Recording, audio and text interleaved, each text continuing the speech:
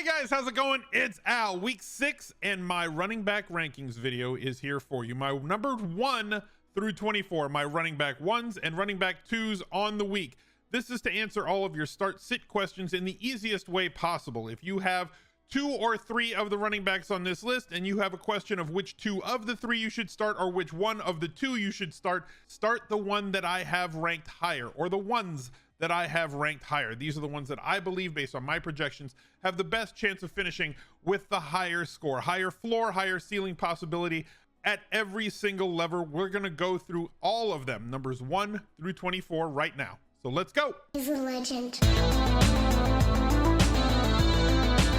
The Week 6 Smiz Gang Listener League is 5,500 seats. It's a $10 tournament with 3 max. Absolutely no rake. The best tournament that is out there on DraftKings, and you need to get into it. It is not a lobby game. You can enter it, but the only way to enter it is through my link. So go to smizzle.tv/links. You'll find the link to the Listener League and literally everything else I do. All my socials are Smiz Gang Discord channel, where to find the HQ coin, my Best Buys article on ESPN that comes out on Thursday. All of that is in the link tree. Go to smizzle.tv/links. I will shout out the top 10 finishers on the recap video that comes out every Monday. The recap video for week 5 is already out on the channel. Go check that out. It does fill early. Make sure that you get in today. The top 5 or 6 running backs on my list this week are pretty academic, so I'm going to go pretty quickly through that 5. Saquon Barkley leads us off. He has been exceptional so far this year with 22.3 PPR points per game and doing it on only 3 touchdowns so far.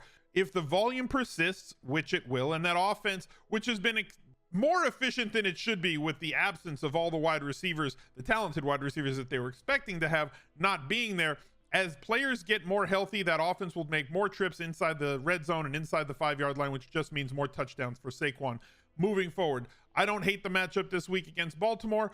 The Giants at home, on the road, in the United States and beyond, are just feeding the ball to Saquon Barkley every chance that they get. So I'm sticking with Saquon Barkley as my 1 this week. At number 2, Austin Eckler's snaps are down, but his touches are not. He is actually on pace to meet or break the reception record at running back that was set by Christian McCaffrey just a few years ago. He is getting exceptional usage, even though he's only on the field for a maximum of 60% of the Chargers snaps this year. They are limiting his exposure to the field, but when he's out there, he is getting a heavy dose of the usage, possibly because of the absence of Keenan Allen for the majority of their 5 games this year. But they are utilizing him on the short and intermediate routes. He is catching a ton of footballs and averaging 23.3 points per game on the backs of 2 straight 30-plus point games, 34.9 against Houston and 38.9 when he faced Cleveland just last week. A solid number 2 this week. Gives you that Monday night hammer going into the game against Denver. Tough against outside receivers, which could just mean more targets for Austin Eckler, even though he's not going to play 100% of the snaps. Number 3 this week. This is a bit of a departure for me. Usually I'm targeting targets at every one of my running back spots, but Nick Chubb has just been too good to ignore. Squares off against New England at home. 593 rushing yards, 7 touchdowns to lead the league, 24.6 fantasy points per game, mostly on the back of those touchdowns. He is like just a notch ahead on PPR points on a per game basis in total than is Saquon Barkley, but a lot of that is wrapped up in his touchdown scoring. Saquon gives you a higher floor because of his involvement in the passing game, and targets are worth 2.3 times as many expected fantasy points than each rush attempt. So targets, but Nick Chubb too good to ignore with his big splash ability and how good that offensive line has been at opening up holes for him. At number 4, Leonard Fournette, another guy who has seen less snaps for his team as they are trying to maneuver him in such a way that he can be fresher as the season rolls along. They had major injury problems and suspension problems the first 3 weeks of the season on the outside, and you saw what it did to this Tampa Bay offense. They have to have all these pieces healthy so that Tom Brady can do what he is able to do at 45 years old, which is feed the ball to the right player at the right time. But if he has players on the outside that can't get open and running backs that can't operate and can't pass block effectively for him, it makes it much tougher. 18 targets the last 2 games. See, here's me getting back on track and targeting targets, which is what I like to do. Even though he has really only played about 60% of the snaps and gotten 65% of the snaps and and running back touches for the Tampa Bay Buccaneers the last 2 weeks, including a game where they got absolutely throttled by Kansas City and there were no rushes at all. He had 18 targets across those 2 games and 17 catches.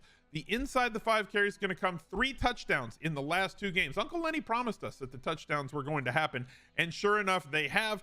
Play him with confidence if you were lucky enough to draft him in the 3rd round of drafts, something that I was doing like pretty consistently this offseason. Christian McCaffrey falls from 1 to 5 for him, but it's not because he had a bad game. It's because this is just a terrible matchup against the Los Angeles Rams defense. A lot of change, heavy times in Carolina with the firing of Coach Rule. A lot of people think that's going to be a good thing. Sometimes it fires teams up and they act better offensively. They produce better offensively, but with a backup quarterback situation going to Los Angeles against that defense, it's not a great situation for Christian McCaffrey. Though a game flow independent running back, and we've seen him log 21 targets the last 2 weeks with 16 catches on all of those opportunities.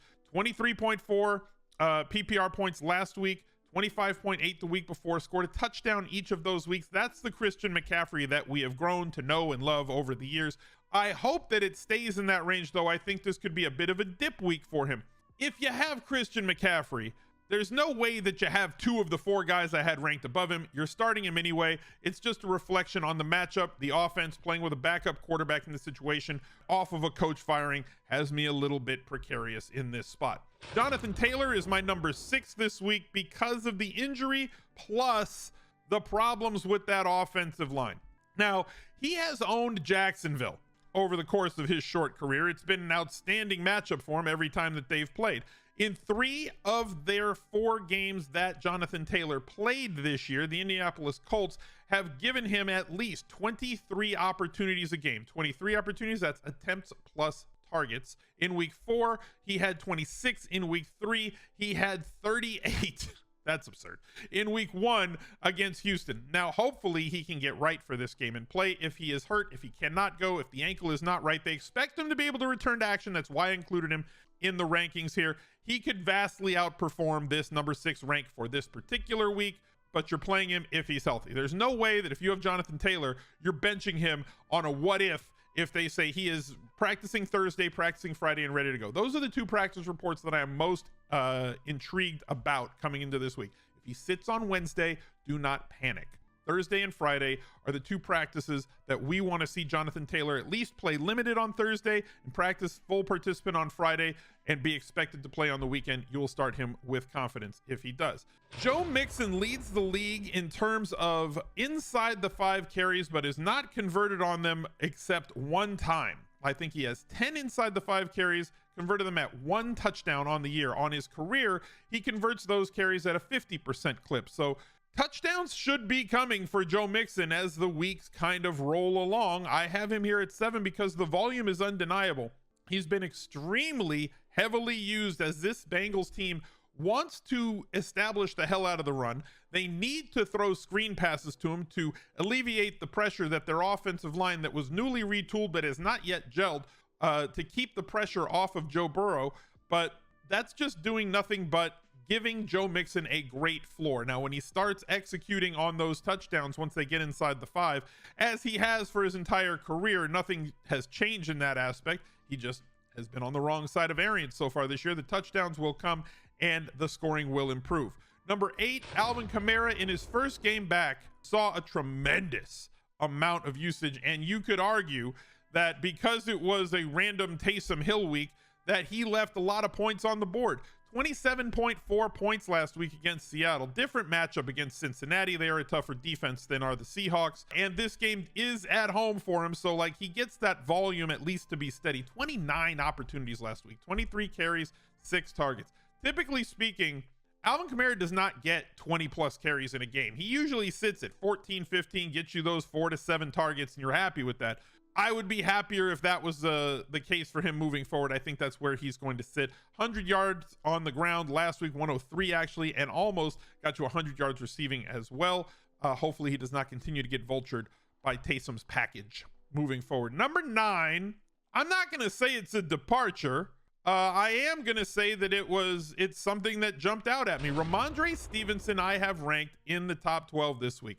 I love it when Bill Belichick does not have toys to play with. As you take away his running back toys from him, all of a sudden he's forced to play that one running back, something that he has never really liked to do for like the last 8 years. They typically will keep their running backs at under 40% of the snaps, which greatly limits them for our fantasy football purposes, but it suits the Patriots just fine in an IRL football sense.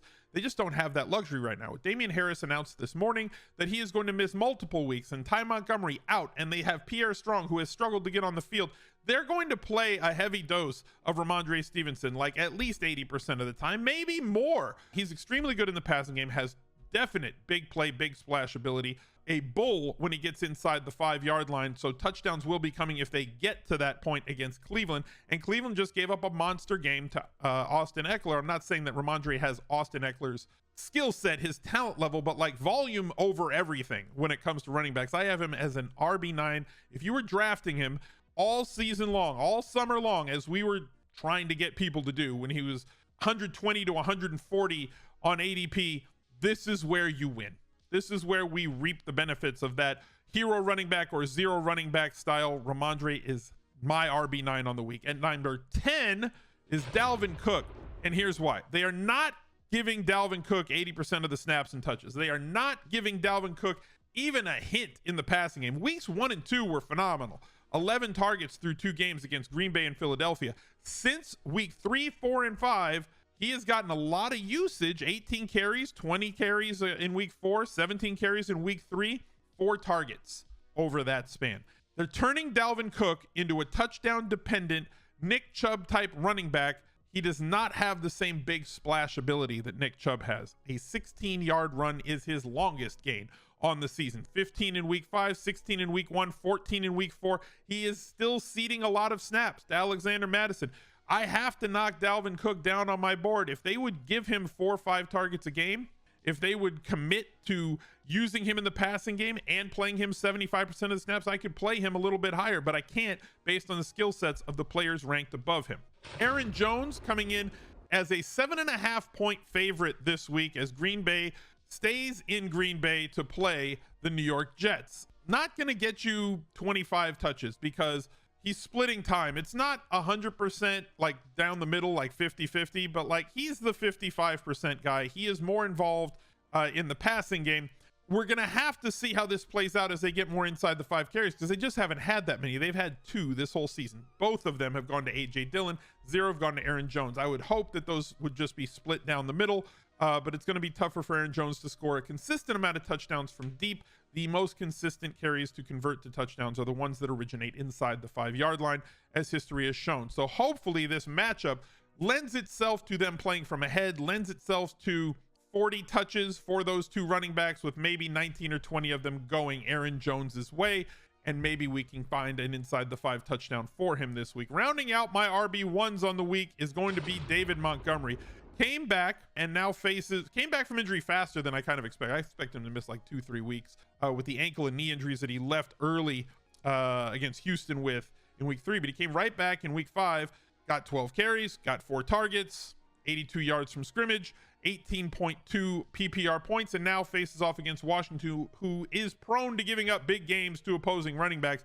David Montgomery, one of the best in the league when it comes to breaking tackles and yards after first contact, has a nice matchup here in a really ugly game on Thursday Night Football. We're trying to raise $100,000 for No Kid Hungry this season. Now, $50,000 of that is going to come from our community. That means you. So if you're watching this video and you like the content, they provide school breakfasts and lunches as well as at-home care to food insecure kids all across the United States of America. If you have $1, $5, $10, if you've won money this year in daily fantasy or on your pick'ems on Underdog Fantasy, if you just like the content or you have some money and you'd like to help out with the cause, and I will be matching every $10,000 from the community with $10,000 myself. So the next match is at $30,000. When we get there, I will add another $10,000 from my own pocket, and together we can try to stomp out food insecurity for young kids across this country by raising $100,000 for No Kid Hungry. $1, $5, $10, $100, every single dollar really helps. Be a part of something bigger than yourself. Go to smizzle.tv/charity and donate today. Moving on to my RB2s on the week. Breece Hall is my number 13, and he has seen an uptick in both his snaps and his percent of running back touches since week 3. Week 3, week 4, week 5, we have seen his role get expanded.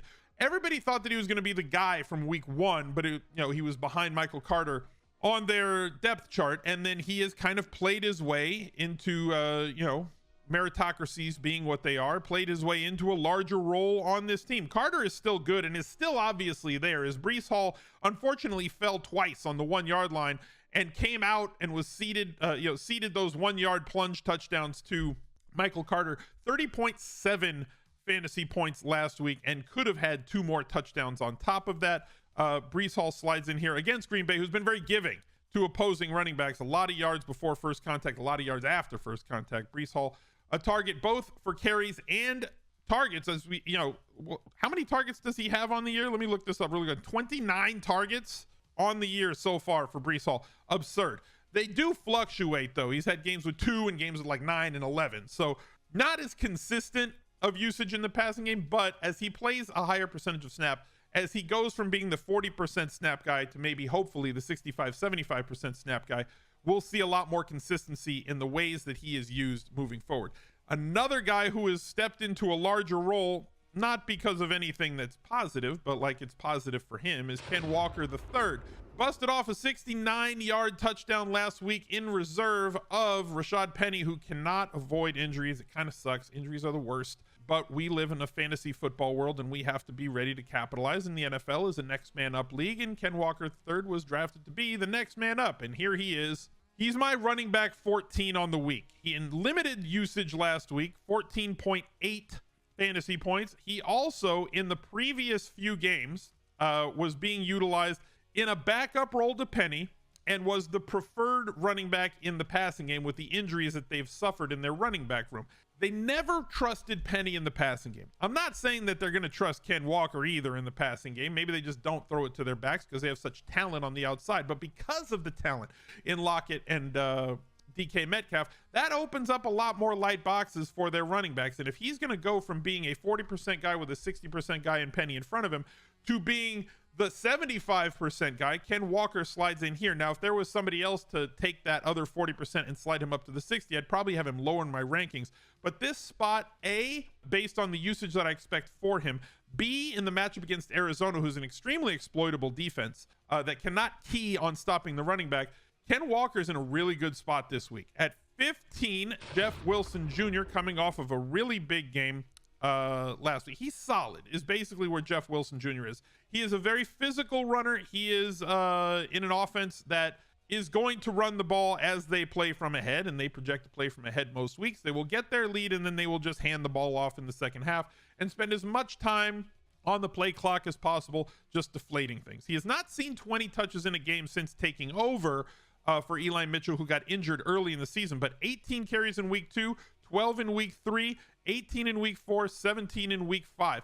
There's not going to be a lot of targets. His season high is 3. He has had 2 targets in 3 different games. You're not going to get a 4, 5, 6 target game out of Jeff Wilson Jr., but he is the perfect runner for this Shanahan system in San Francisco, and squares off against Atlanta, who has allowed opponents to basically do whatever they want offensively against them, whether it's passing or running. They've allowed one of the most highest percentage of offensive possessions to enter the red zone. So a lot of heightened scoring opportunity for Jeff Wilson Jr., who is a bit touchdown dependent to have a big game because of his lack of usage in the passing game. Miles Sanders comes in at number 16 for me. I could slide him down in this spot if Boston Scott comes back, but I love the amount of usage that he's gotten. Now, there's going to be a large difference between his floor and his ceiling for this Sunday night game against Dallas. Dallas does have a really strong defensive line, and they are a much improved defense for sure. But the touchdown expectancy with Miles Sanders, while it's higher than it was last year when he scored none, he has 3 already this year, and he's seen a lot of usage inside the 5, and he's been on the field in all of those situations the last 2 games in the absence of Boston Scott, who has been there inside the 5 running back. If Boston Scott's out, at least you know you're getting those snaps. Jalen Hurts is just going to vulture some as they get close to the goal line. There's a lot of players on the outside, and Dallas Goedert as well, between Devontae Smith and Quez Watkins, who got an end zone target, obviously A.J. Brown. So he has to get it done for you with his legs. 15 carries last week, 15 carries in week 3, 27 in week 4 against Jacksonville. Philadelphia is 5-point favorites here and at home, and Miles Sanders has gotten 3 targets in 3 of the games this year. He's not going to be a 5, 6, 7 target guy. But based on the usage and the point expectation from this team and this offense, I have to keep him right here at 16. I have him ahead of at 17 of James Conner, who's squaring off against Seattle, who has been very good, but we don't know if James Conner is going to play this weekend. It looks, I've tried to avoid putting players in the rankings that I think are going to miss, but based on what the Cardinals are saying, their organization is saying that like he was okay. It was just them being overly cautious last week, taking him out of that game. His backup Williams got hurt. Eno Benjamin could be the only guy in town if they decide to rest Conner, who did struggle with rib injuries last year as well. I have him here at 17.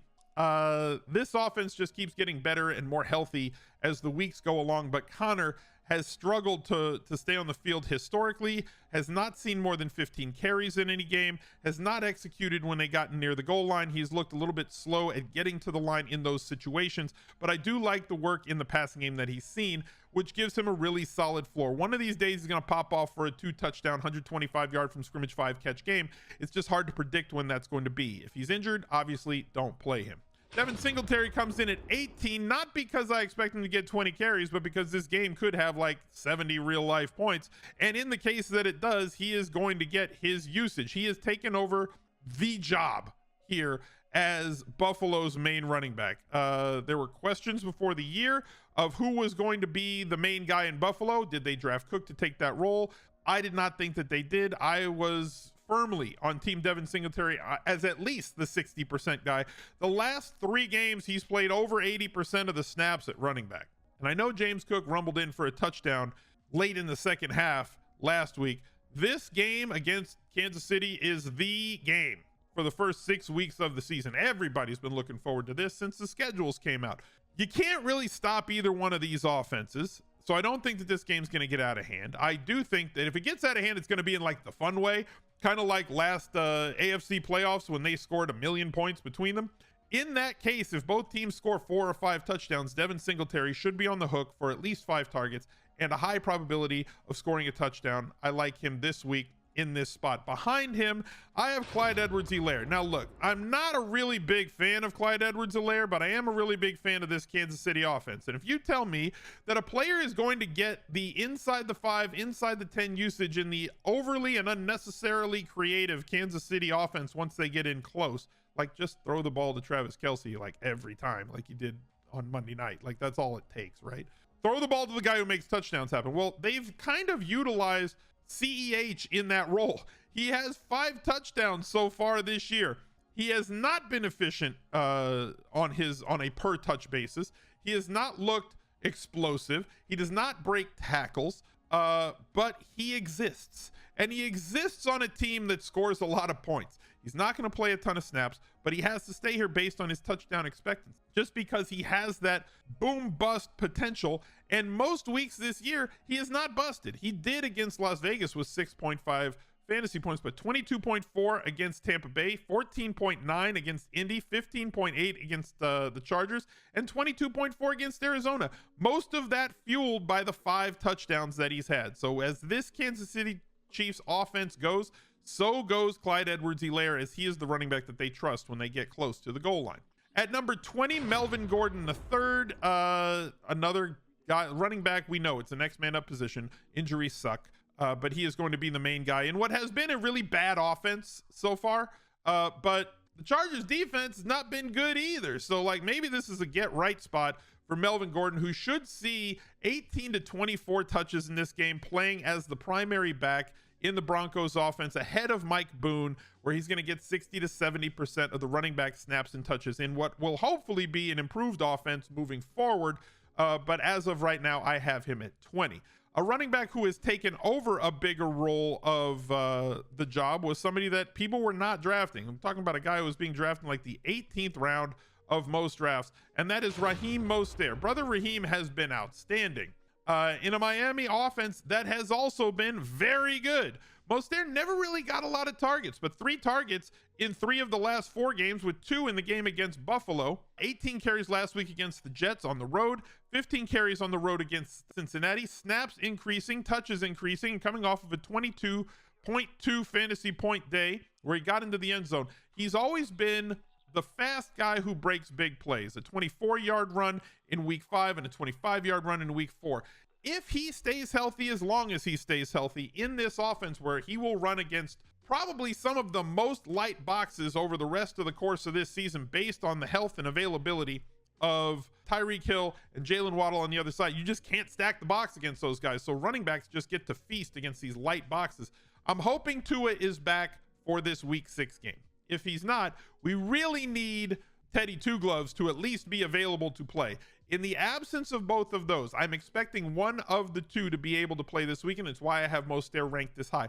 If they're out, I feel like I have to move Mostert a little bit lower, but not all that much, because volume over everything, that's the key. At 22, James Robinson slides in here for Jacksonville. Indy has just been really bad, like in total, and Robinson finally got a 50-50 snap split and touch split with Travis Etienne last week, but like Robinson does project to be the lead dog in this offense, and more importantly, gets the inside the 5 carries for this team. So as they get close, it's going to be Robinson, though Etienne did look good last week and might see an expanded role as the weeks go along, something we're going to have to monitor. If they flip roles and Etienne becomes a 70% guy and Robinson becomes a 30, I will change my rankings. At 23, I have J.K. Dobbins. Baltimore has been a really high pass rate over expectation team so far this year. That has kind of changed the last couple of weeks since Dobbins has been ramping up. 8 carries for him in week 5, 13 carries for him in week 4. Typically speaking, Dobbins is going to be a 15 touch a game guy in most normal games. The game against Cincinnati, not really a normal game. This game against New York Giants, though, a much softer landing spot for Dobbins and their running game. He's looked really explosive coming off of the knee injury. And now after getting 3 games under his belt, this should be a full workload of snaps and touches for him. I'm not expecting 20. The lead running back for Baltimore typically gets about 15. And behind him at 24, Najee Harris. He's been a guy that everybody wants to be ranked higher, but like, guys, I can't do it. I just can't. There's no way to do it respectably, because this is not a high volume. This is not a high opportunity offense. He's going to get his touches, 15 to 20 of them pretty much every single week. But like, they're not playing him as much as they did last year, where volume just kind of took over when he was, when he got like 450 plus touches and opportunities on the year. Harris just kind of is what he is at this point.